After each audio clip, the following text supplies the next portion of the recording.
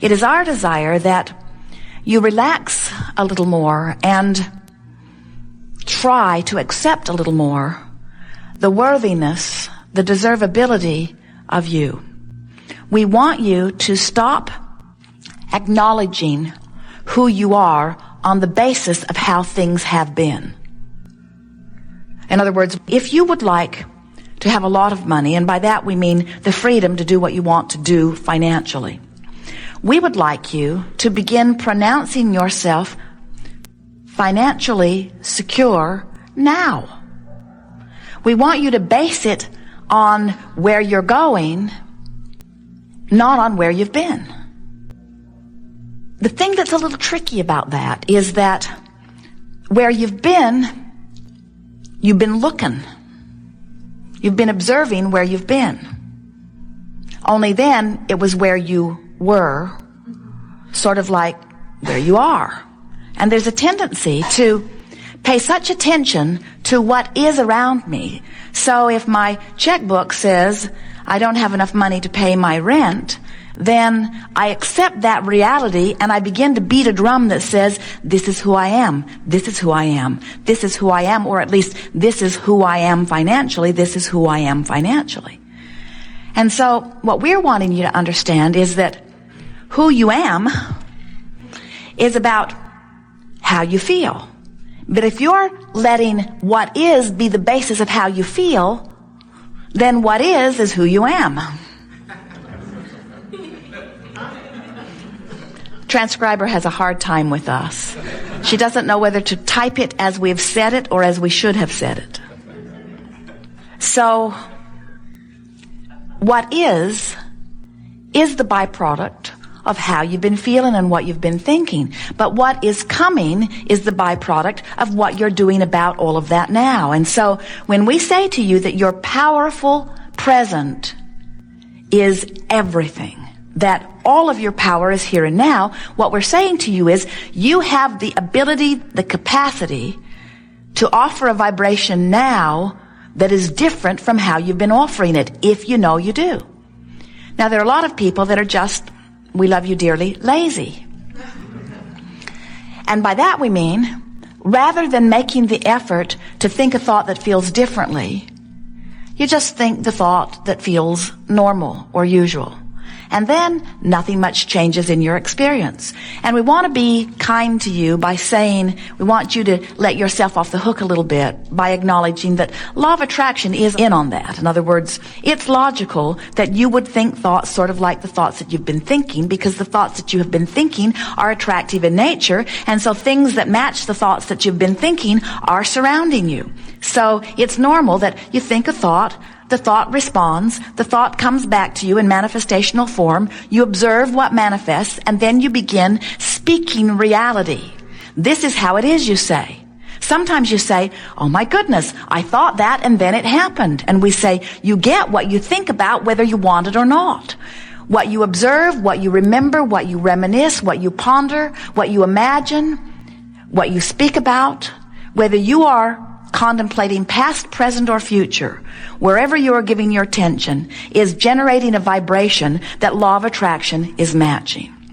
So sometimes our physical friends will say to us, Abraham, I have to give this my attention because it is true. It is a reality. It's the way that it is. And we say, we see no logic in that.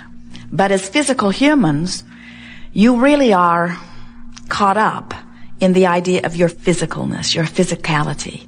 This stuff that's manifesting around you feels like the main event to you. We know it does.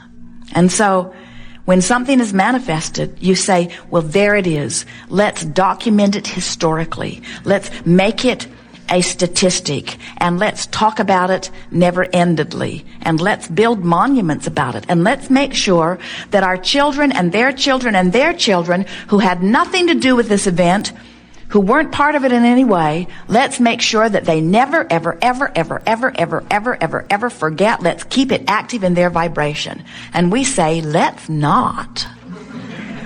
Why take something that was not enjoyed by those who lived it and continue to carry it forward into generation after generation. When you understand vibration, you don't do that. When you understand vibration, you look in your now for things that make you feel good when you see them, because you understand that when you look at something in your now that pleases you, you activate it and you're going to get more of it.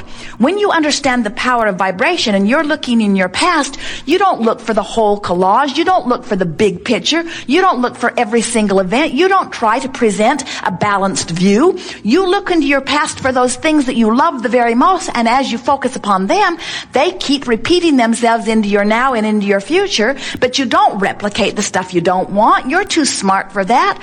Why drag around stuff you do not want? Because it is some reality. That's like saying, I see that person focused upon that terrible thing that he did not want long enough that he created it in his reality. And because he created it in his reality, I think I should do that too. And we say, why would you do that? We know the answer. The only reason that anyone would do that is because you don't know what you're doing. You would never do it on purpose. You would never say, oh, my friend has cancer. Let me see if I can figure out how to get some too. You would never say, oh, my friend is in a terrible relationship. Let me talk to her every day until she brings me to the place of feeling like she feels so that I can recreate that misery in my own experience. You don't say that. What you say is, I need to be there for her. And we say, what you really want to do is go with the flow. You want to go with the flow of well-being. You don't want to get out of step just because somebody else got out of sync with well-being, you see. So how do you know when you're in the flow of well-being, and how do you know when you're stepping out of it a little bit? Or how do you know when you're hindering it or disallowing it? You can tell by the way you feel. You have this emotional guidance system that is so accurate, so sophisticated, so loving of you, so helpful. Jerry and Esther have a sort of guidance system, not nearly as wonderful as the one all of you are born with, in their vehicles. It is called Magellan. And Magellan calculates the route and gives them verbal and visual description of how to get from where they are to where they want to be. They just program in the address, and then Magellan talks to them. Go this way, go this way. Magellan never, ever, ever, ever has said to them, where have you been? Because it is irrelevant to the task at hand. The task at hand is, where are you in relationship to where you want to be? That's all that matters. And your own guidance system is the same way. Magellan never says to Jerry and Esther, you asked me, I told you, you didn't listen, now I'm done with you.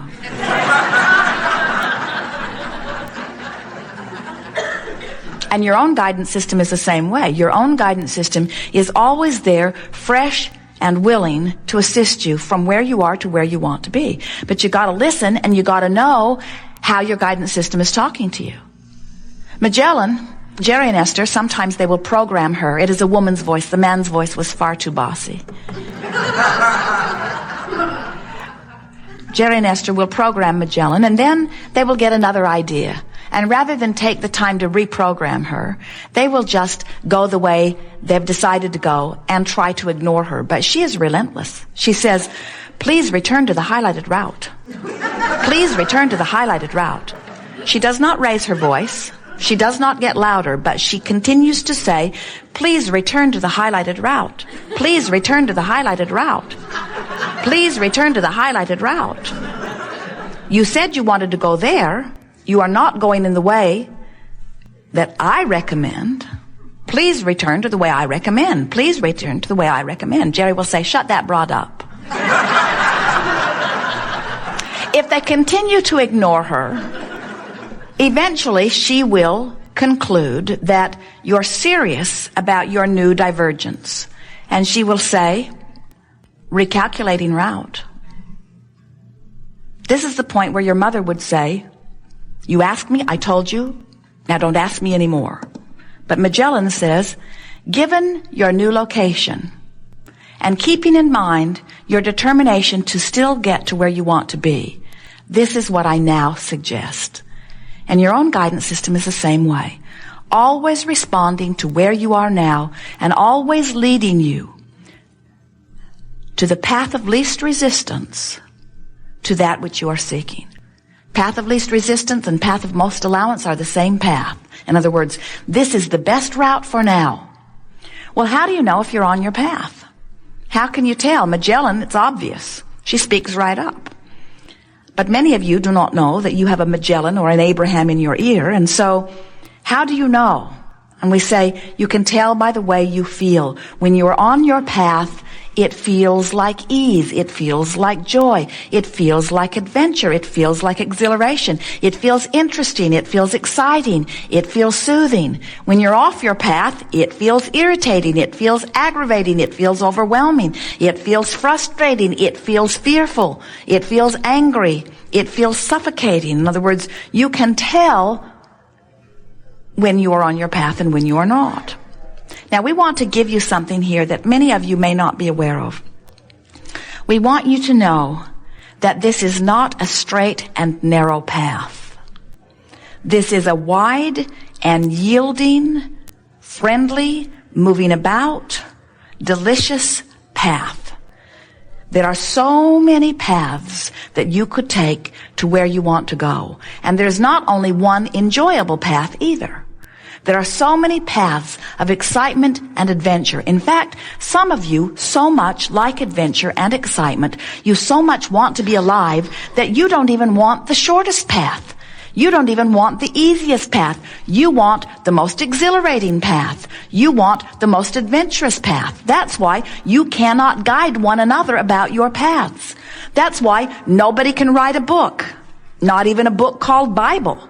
No one can write a book. No one can write a process. No one can tell you the way to go. You have your own internal guidance system that is taking into consideration who you are, who you were before you were born, who you are as non-physical energy, who you are in this physical body, who you are in relationship to your environment, who you are in relationship to all things you want. Your guidance system knows who you are and adores you, and is lovingly saying to you, given everything I know about you, which is everything, given everything I know about you, if I were standing in your physical shoes, I would go this way. Why don't you try it and see how it feels? So, if you will make a decision to follow what feels good, you will be on your path, and it will be an extraordinary path. It will fulfill you in every possible way. We want you to understand that your path is not about this path that leads you to some place you want to be. It does do that, but that's not what the path is about. The path is about how fun it is to be on the path, how fun it is to be on the path, how fun it is to be on the path. In other words, you never get there, because as soon as you get to where you thought you were headed, even before you get to where you thought you were headed, the path lengthens, it expands. You never get there. Jerry and Esther were in Maui a few years ago. They've been there many times since, but on this particular occasion, they were on their way to Mama's restaurant, a fabulous restaurant on the other side of the island. And off they went. They knew where they were going. They'd been there before. And in the sky was the most incredible rainbow they had ever seen. So vivid in color. And Jerry said, Mama's is over there somewhere near the end of that rainbow. As they followed the rainbow, it continued to move along with them. It continued to move, it continued to move, it continued to move, it continued to move. It led them right to the road that turned off to Mama's restaurant. And then the rainbow dipped right into the ocean, right at the spot. And Jerry said, well, look at that. The rainbow has led us to Mama's. But when they got to Mama's, the rainbow led them someplace else. In other words, this rainbow is like your eternally expanding path. As soon as you get even close to where you think you were going, you not only get the benefit of what you were reaching for, but you get an expanded reach. And so we want you to start enjoying the fact that you will never get there. We would like you to start enjoying the fact that we are eternally incomplete. We will never get it done, and you cannot get it wrong. And the reason you can't get it wrong is because it's never done. So no matter how incomplete or unfulfilling or unrewarding or off track it may feel in any moment in time, because it isn't finished, and because So much power is in your now. Do you know that everything that you've ever lived does not even come close, if you added it all together, to the power of your now?